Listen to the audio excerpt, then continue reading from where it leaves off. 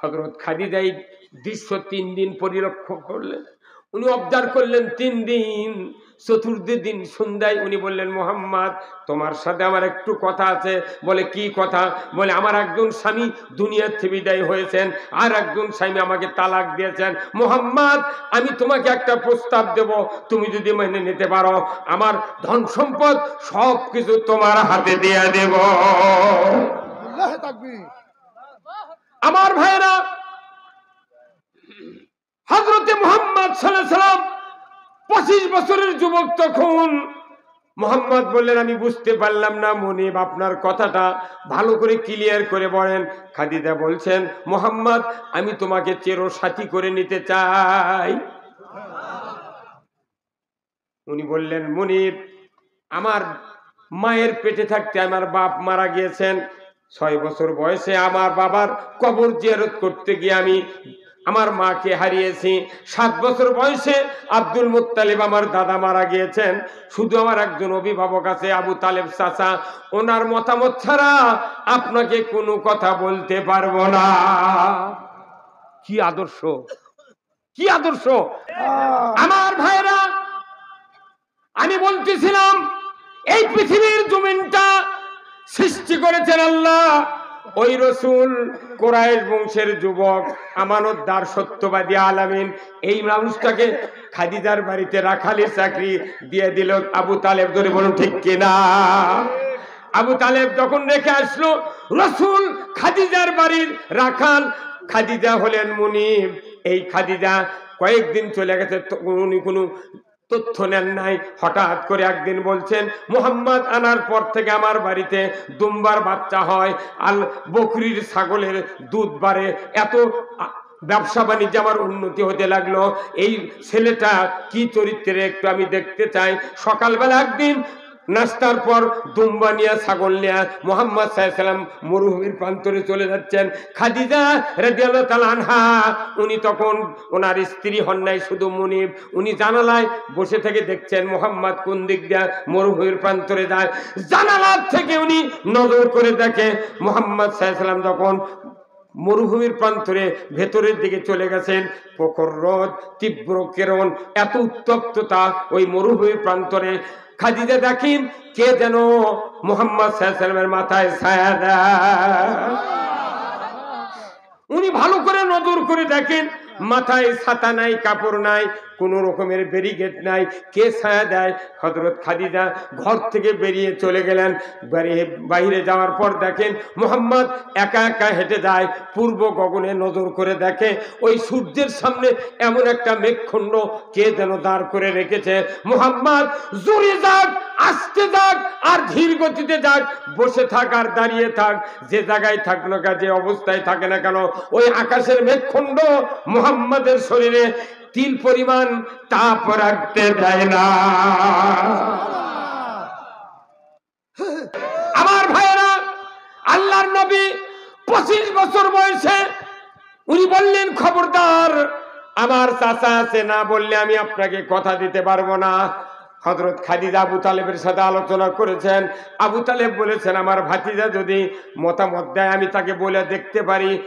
আবু তালেব বললেন, মুহাম্মদ সাল্লাল্লাহু আলাইহি ওয়াসাল্লাম বললেন, ও আমার চাচা, আমার জীবনের উদ্দেশ্য লক্ষ্য যা, এর সাথে যদি খাদিজার মিল হয়, আমি খাদিজা, আমি রসুল, আমি মুহাম্মদ খাদিজাকে বিবাহ করতে রাজি আছি। উদ্দেশ্য লক্ষ্য রসুলের সাথে খাদিজার মিল হলে কি কথা দেখছেন? আমার ভাইয়েরা, 37 বছর পর্যন্ত রসুল জমিনে ঘোরাফেরা করছেন বিবাহের জন্য। কিন্তু 37 বছর বয়সে উনি বললেন, খাদিজা আপনি তো আমার স্ত্রী, আপনার কাছে আমার একটা দরখাস্ত। বলে কি? মানুষের সমাজে থেকে থেকে আমি তো মানুষের উপকার করতে পারলাম না। আমি একটাবার গাড়ি হীরা জাবালে নূর পাহাড় 2500 ফিট উঁচু, ওই গুহার ভেতরে আমি কিছুদিন আমি ধ্যানমগ্ন থাকবো, আল্লাহর কাছে রওনাদারি করব। আল্লাহ গো, জমিনে মানুষ ভালো করার জন্য কি পদ্ধতি আপনি দয়া করে আমাকে জানায়া দেন। 37 বছর বয়স যখন রসুলের, খাদিজার বয়স তখন 52 বছর। এই 52 বছরের মহিলা 2500 ফিট উঁচু পাহাড়ে খাদ্য বয়া খেলেছেন, পানি বয়া দিয়েছেন, খুরমা বয়া দিয়েছেন। আমার দেশের যুবতী মহিলাগুলি, আমার দেশের মা বোনেরা যদি এই খাদিজা রাদিয়াল্লাহু আনহার 52 বছরের আদর্শ যদি মেনে নিতে পারতেন, প্রত্যেকটা নারীকে স্বামীরা কোলে করে নিয়ে ঘুরতো। শীতের দিন স্বামীয়ানা দুম্মার যাবি, কোচে নইমের মাও এনা পানি গরম করে দেওয়ারে ঠান্ডা, কোচে গ্যাসের চুলাত গ্যাস আছে, বালতির পানি আছে, ওটি আরো গামছা আছে, আর পায়জামা আছে, ওই র্যাকেটের উপরে তুমি নিয়ে যাও, পানি গরম করে উজু করে দাও। তখন স্বামী করছে কারে পান্টি কুন্টি, তখন করছে উঠিচ্ছি। এই তো ভক্তি, কথা কন না কে? মেলা স্ত্রী আছে আপনাদের এখানে, হয়তো আছে ভালো, আমাকে ওদিকে আছে। স্বামী যদি কাপড় চোপড় কিনে এনে দেয়, স্বামীর মুকুট ফেলে দেয় এইভাবে, তোর খালি এগুলোই চোখত পড়ে। ওই বাড়ির কাছে বাসা ভাড়া না থাকে অফিসার, কিন্তু অফিসারের বইয়ের কাপড় আর তোর কাপড় ই ভাত পাবি, কথা কয় রে। সারাদিন কাম করে খায়, কাদো খেটে খায়, কত কি ধান এই যে উৎপন্ন করি, ধানের দাম নেই। আর ওর কেউ বেতন বেশি, 1 মাসের বেতনে 20 বছরের চাউল কিনিচ্ছে। মাছহাটির যদি ইনকা 4টা প্রিন্সিপাল মাদ্রাসার আর কলেজের প্রিন্সিপাল 4 জন যদি ঢোকে, ওটি মাছ ভেওয়ালারা কিনে পারবে? 54,000 62,000 টাকা করে বেতন বা একটা করে প্রিন্সিপাল। আমাকে মাথা ঘরে রে। এইবার ওই রসুনের দাম বাড়লো 250 টাকা, পেঁয়াজের দাম 220 টাকা। তখন দেখি একজন 4টা পেঁয়াজ কিনছে ভাটা হাটত। না পরে আমি 100 টাকা বাড়বে, বাবা তুমি 4 পেঁয়াজ কিনতে, করতে হুজুর না মাছ কেনবো তাই টাকা নেই, পেঁয়াজ 4টা কিনিচ্ছি, ওটাই কোনো ঝুড়ি ঝুড়ি করে এই 4 দিন চালাবো। আর ই কিনে শুকে যাচ্ছে 400টা কাপড় থতে, শুকেতের মধ্যে 400টা ড্রেস থতে, তাও করছে এই তো যদি না দাও তোমার সাথে বোঝা আছে, তুমি বোনাস কতদিন পাবে? কি হয় না?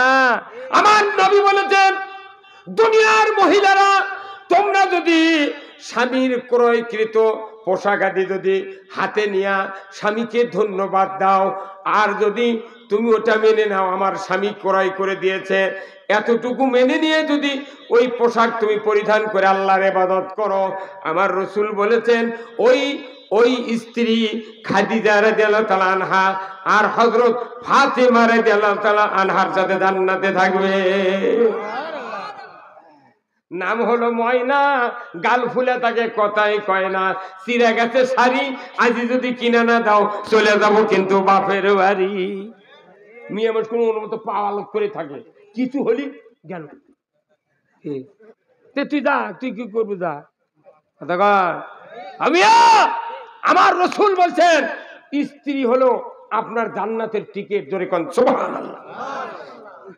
আমরা চেয়ারম্যানকে ভালোবাসি, মেম্বারকে ভালোবাসি, মেম্বারকে ভালোবাসি পায়খানার পাটের জন্য, চেয়ারম্যানও ভালোবাসি 6 ধারা কাঠের জন্য, এমপি ভালোবাসি বেটার চাকরির জন্য, আর পকর টকর পত্তল নেওয়ার জন্য। কি? আর রাসূল বলছেন তোমার স্ত্রীকে ভালোবাসতে হবে জান্নাতের জন্য। আল্লাহু আকবার। দুনিয়ার কোন স্বামীর স্ত্রী, দুনিয়ার কোন নেককারিনী স্ত্রী আল্লাহর কাছে যদি একদিন বলে আল্লাহ আমার স্বামী উত্তম, আমার স্বামীর মতো উত্তম স্বামী আর কাউরো নাই, রাসূল বলেছেন ওই স্বামী যদি মুত্তাকি হয়, নামাজি হয়, পরহেজগার হয়, আমার রাসূল বলেছেন ওই স্বামী নির্ঘাত জান্নাতি। কতখানি ভালোবাসলে স্ত্রী স্বামীর ভালোর কথা আল্লাহর কাছে বলবে, আপনাকে চিন্তা করতে হবে। চেয়ারম্যানের নির্বাচন করেন, স্লোগান দিতে দিতে ক্যানভাস করতে করতে গিঞ্জি ছিঁড়েছেন, পায়জামা ফাটাছেন, গরিব মানুষ আপনি এত চিৎকার করে ক্যানভাস করছেন, তারপরে দেখা যায় ওই পাস করার পর চেয়ারম্যানের কাছে যা বলেছেন আসসালামু আলাইকুম চাচা ভালো আছেন, ওই চেয়ারম্যান খুঁজে তোর বাড়ি কোনটি, কত কন্যা। আর ধনী মানুষ ওক ভোটও দেয়নি, আর 100 জনকে মানা করছে ওক ভোট দেওয়া হবে না, উনি এত বিরোধিতা করছে, ই পাস করার পর ওরই বাড়িতে দই খাচ্ছে, আর ফিরাম ছিল গিঞ্জি ছিল এক কথা তোর বাড়ি কোনটি। ওই ধনী মানুষের ভোটের যে দাম ফকিন্নির ভোটেরও সেই দাম। তাহলে আপনি স্ত্রী ভালোবাসতে হবে কিরকম? চেয়ারম্যানের থেকে বেশি, মেম্বারের থেকে বেশি আপনার এত ভালোবাসতে হবে ওই স্ত্রী যাতে আপনাকে আল্লাহর কথা কয়, আল্লাহ আমার স্বামী উত্তম, এত ভালো স্বামী নাই। রসুল বলছেন ওই সাথে সাথে মোত্তাকি হলে ওই আল্লাহর জান্নাতি। তাহলে স্ত্রীর সাথে কি ব্যবহার করা লাগবে কন্ত? আচ্ছা, বিয়ে করার পর থেকে আজ থেকে এই রোজার পরে কয়দিন হচ্ছে ঈদ উল ফিতর হয়, এর মধ্যে সালাম আলকি কে কে স্বামী স্ত্রী দিয়েছেন? হাত তোলেন তো, সত্যি কথা করবেন। অকদিন খেলে হাত তুললে হবে না, আমি বাড়িতে শুনে আসবো না। কেউ যদি স্ত্রী সালাম দেয় তাহলে বুঝবেন ওই স্ত্রীরই কল্যাণ চায়।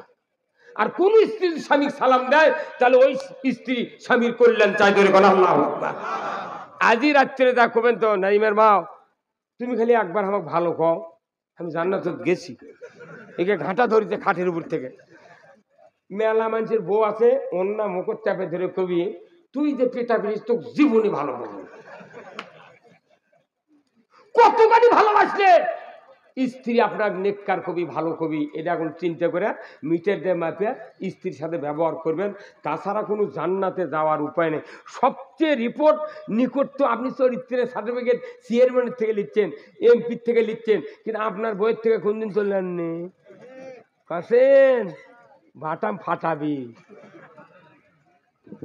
আমার ভাইয়েরা, এতগুলি কথা বললাম শুধু আমাদের ব্যক্তিগত, সামাজিক ভাবে, অর্থনৈতিক ভাবে, রাজনৈতিক ভাবে জীবনটা পরিশুদ্ধ হবে। আসুন না, এতগুলি কাজের পর আল্লাহর রসুল 37 বছর বয়সে ঢুকলেন, 40-এ নবুয়ত পেলেন। নবুয়ত পাওয়ার পর থেকে 13 বছর মক্কায় থাকলেন। উনি 13 বছর পর উনি মদিনায় হিজরত করলেন।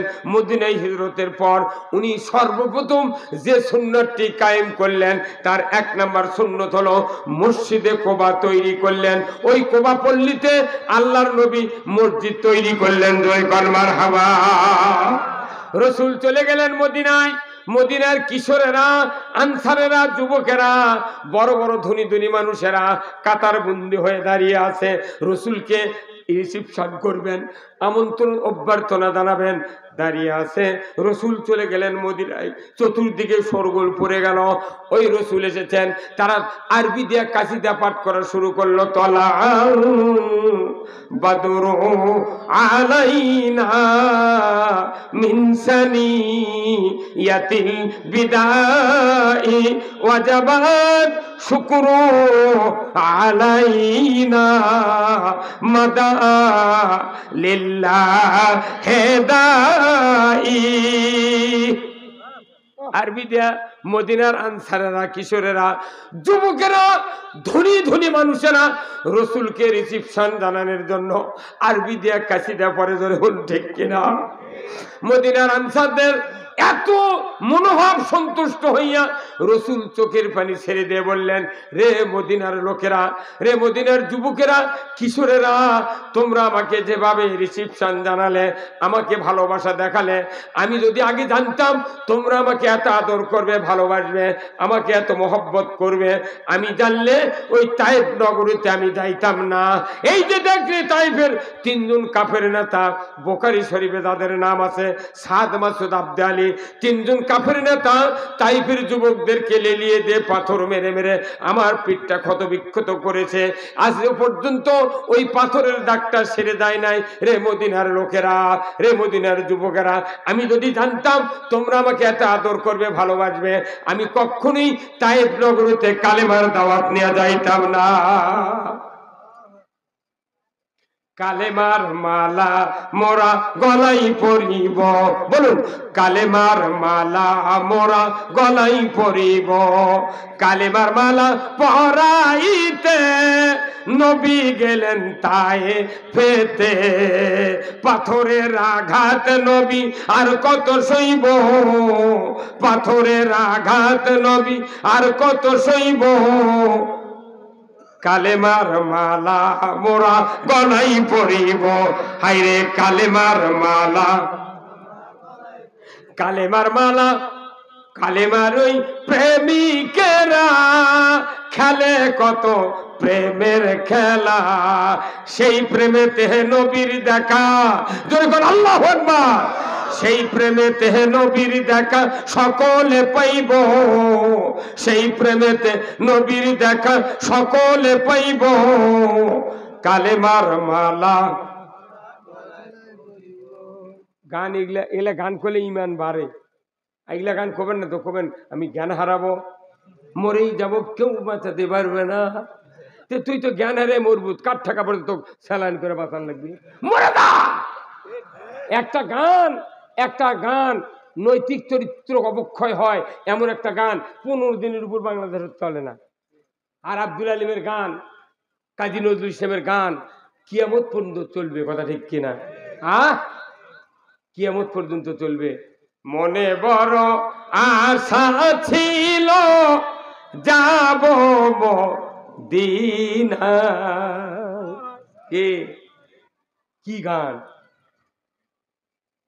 দুয়ারে আইসাছে পালকি নাই হরি গাও, তোলো রে তোলো মুখে আল্লাহ রসুল সবে। কি গান! আপনাকে এখনো মনে আছে, মনে নাই? কি গান! এলে গান শুনলে ইমান তাজা হয়, কিন্তু এই গানগুলো চলে না। আমার ভাইয়েরা, আল্লাহর নবী বললেন তোমরা যদি আমাকে এত ভালোবাসবে, আমি যদি জানতাম তায়েফ নগরতে আমি যাইতাম না কালেমার দাওয়াত দেওয়ার জন্য।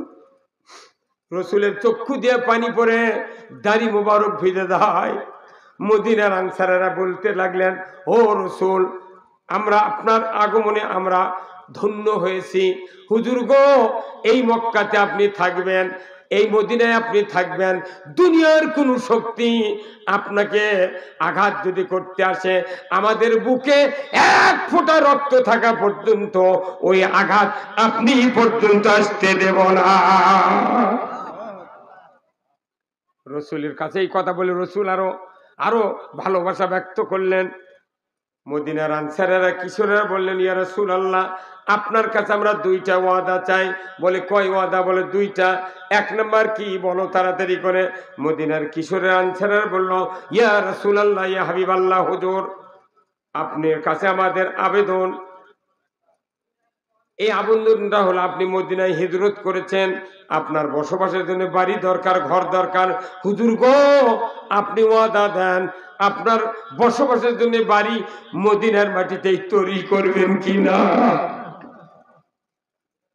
আল্লাহর নবী বললেন, হে মদিনার আনসারেরা, কিশোরেরা, আমি নবী ওয়াদা দিচ্ছি, আমি দুনিয়ার জমিনে যদি বাড়ি তৈরি করি, ঘর তৈরি করি রে, আমার বাড়ি আমার ঘর তোদের মদিনার মাটিতেই থাকবে।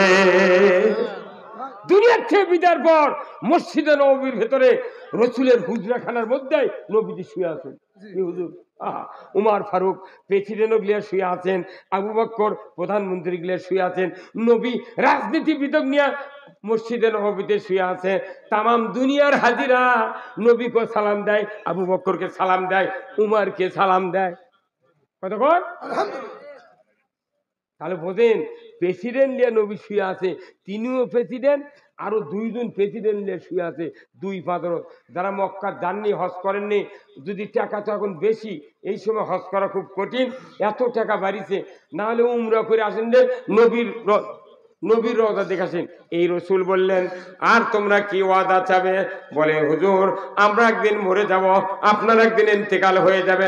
হুজুর, আপনার ইন্তেকালের পর বড় বড় ধনী মানুষেরা হীরা মানিক মুক্তা দিয়া কবর তৈরি করবে, ওই কবরে আপনাকে রাখবে। হুজুর গো, আপনার ওফাতের পর, ইন্তেকালের পর আপনার কবর, আপনার রওজা মদিনার মাটিতেই রাখবেন কিনা? কি ভালোবাসা! জীবিত থাকতে ভালোবাসা, ইন্তেকালের পরে রসুলের রওজা মদিনার মাটিতে রাখতে যাচ্ছে। আল্লাহু আকবার! আমার ভাইরা, আল্লাহর নবী বললেন, রে মদিনার কিশোরেরা, যুবকেরা, আমি নবী তোমাদেরকে ওয়াদা দিচ্ছি, আমি দুনিয়াতে থেকে যদি বিদায় হয়ে যায়, ইন্তেকাল করি, আমি রসুল ওয়াদা দিচ্ছি, আমার রওজা, আমার কবর তোমার মদিনার মাটিতেই থেকে যাবে।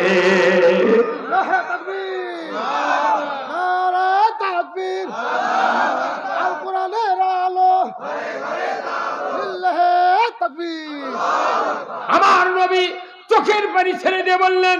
তারপরে রসুল মসজিদে কোবা তৈরি করলেন। রসুলের প্রথম সুন্নাত হলো মসজিদ তৈরি করা। আজকে তারাস খানপাড়া এই যে মসজিদের কথা হচ্ছে, আল্লাহর বান্দারা রসুল নিজে বলেছেন, মাম বানা মসজিদান বানাল্লাহু লাহু বাইতান ফিল জান্নাহ।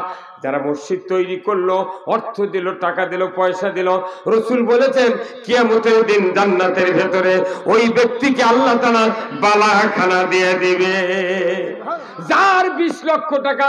আর আমাকে বাংলাদেশের 16 বছরের যুবক যদি এই এলাকার একটা বৃদ্ধা মহিলা, খুব ধন সম্পদ আছে, এই তারাসের উপরে তলায় 3 তলা বাড়ি আছে, ঢাকাতে আছে একটা, সিরাজগঞ্জে একটা আছে, উনি যদি কয় 16 বছরের যুবক, বাবা তোমাকে দেখে আমার না পছন্দ হচ্ছে রে, তোর সাথে আমি বিয়ে বসবো, কি করছো কত?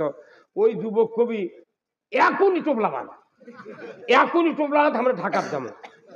এই কথা কর, বাপ থাক, মাও থাক, দুলা ভাই থাক, বড় ভাই থাক, দাদা থাক, কাউকে বলার তোয়াক্কা করবে না। তাহলে এই বাংলাদেশের যুবকেরা যদি মোহাম্মদ সাল্লাল্লাহু 25 বছরের আদর্শ মানে নিতে পারতো, আমার দেশে কোনো যুবক বাপ মায়ের রহমতে বিয়ে করতে পারতো? হ্যাঁ, মিশে আছে করছে, আব্বা আমি কোনো ওটি বিয়ে করবো। বাপ শুনে কত ওটি কে রে, কত অমুক, কত ওটি জীবনে বিয়ে দেবো না। ওই খেপে ওই বউলে ঢাকা বেলা চলে গেছে পলে নিয়ে। যা 6 মাস চাকরি করতে করতে দেখা যাচ্ছে ওই বউ আর ওর কাছে নাই, আর এক সাথে চলে গেছে। হ্যাঁ কথা বল। আবার এমন ছেলে আছে খেপে বাড়িতে বাইরে গার্মেন্টসের চাকরি করছে, তুই চাকরি করছু কর, 6 মাস পর বিয়ে করে বউ লিয়াচ্ছে, সাথে একটা সোল। সে করছে বাবা আমি বিয়ে করছি। আব্বা তো উঠে কে বা করছে, ওরে ভাসুর। এই যুবকরা নবীর আগে, নবুয়ত পাওয়ার আগে 25 বছরের আদর্শ যদি আমার দেশের যুবকরা মানতাম, একটা যুবক বাবা মা দাদা ভাই কাউকে অমত করে বিবাহ করতে পারতো না। আমরা রসুলের আদর্শ জানি না, কথা ঠিক? কোথায় মুসলমান? যুবক ভাইরা, আপনাকে 25 বছর মানুষ করতে পারলো, 7 বছর মেসরে কাজ করলো মা, 2.5 বছর দুধ দিল 13 মণ। সেই মা ও বাপক ছেড়ে আপনি ফুস করে মোবাইলে লাইন করে যে বিয়ে করলেন, মনে করতেন সুখী হবেন? যারা এই কাম করতে করতে হুজুর আর না আগে করলেন না, এই কথা এমনগুলো জানুই হয় না। বাপ মায়ের মনে দুঃখ দিবেন, আপনার জীবনের কোন ইবাদত কবুল হবে না। সবচেয়ে বড় ব্যথা, আব্বা পিতা মাতার মতে কেউ যদি বিয়ে করে, সারা জীবন আপনি যতই ঢোলানি দেন, আপনার স্ত্রী যতই বাপের পাও ধুয়ে দেব, তা মনের কালি ওঠে না। ঠিক আসতে হচ্ছে গা, বাপরে বাপরে। আর তুই মোবাইল নামে বুঝছেন খালি ফোন, খালি। আমার ওটি এক ভার্সিটির ছাত্র, তাই ওই মোবাইল ওই রাজশাহী পরে দৈনিক টাকা দেয় বাপে, ওই মাসে মাসে টাকা দেয়, তাও খালি আব্বা 4 মাসের বেতন বাকি পড়ছে। কয় মাসের? 4 মাসে। কোন কোন মাস বা? কোথায় জানুয়ারি ফেব্রুয়ারি, জানুয়ারি। কি সিটের রেগুলারি বাপ মরিচ্ছে খাইছে, 2 মাসের নাম 4 বের করছে। এগুলো করে টাকা দেয়, 2 মাসের বেতন দেয়, 2 মাস দেওয়া ফিল্ডিং মারে। তুই আবার মোবাইলত একটা মহিলার সাথে প্রেম করছে, করে আমার ওটি করে ওই মোবাইলে যদি ওই মেয়ের নাম লেখে, তাহলে তো বাপ মা জো পাবে, হুট করে একদিন দেখতেও পারে কল দিল কে নাম উঠবি। এখনকার মানুষ সব শিক্ষিত। তুই তখন ওই মোবাইল ডাইনিং এর থেকে ডুব দিবার কাছে, ওর মা চুলের পাড়ে 8 পাস, তখন মোবাইল খালি বাজিচ্ছে, কিং কিং করে বাজিচ্ছে। মাও বিরক্ত করে, কে দেয় রে বেটা, গোসল করে গেছে, কে রিং দেয় রে? তোর মা উঠে আসে, মোবাইল ধরিছে, কল রিসিভ করছে, ইনকে তাকাতি দেখাতে লেখা উঠছে ব্যাটারি লো। তখন মা করছে কি, কথা না কে, বাবা আমার ব্যাটার মোবাইল চার্জ নেই। তখন নিয়ে যা চার্জার ঢুকে দিছে। পরে ব্যাটা আছে, বা তোর মোবাইল কেমন রিং দিছিল, তুই মোবাইল চার্জ দেবো না রাত্রে। তখন ওই তো জানে কি হচ্ছে, মা কোথাও ধরিছে আর ব্যাটারি লো উঠছে। তখন সেটা আমার চার্জার দিছি মা। তখন ওই ব্যাটা কিছু কি কাপড় লেড়ে দেওয়া, ওই ঘরের মধ্যে তো আয়তাল কুর্চি পরে বকত খেয়েছে।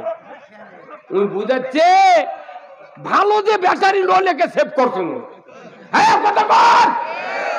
নাম্বার হলো ওই ম্যাডামের, আর নাম লেগেছে ব্যাটারি লো।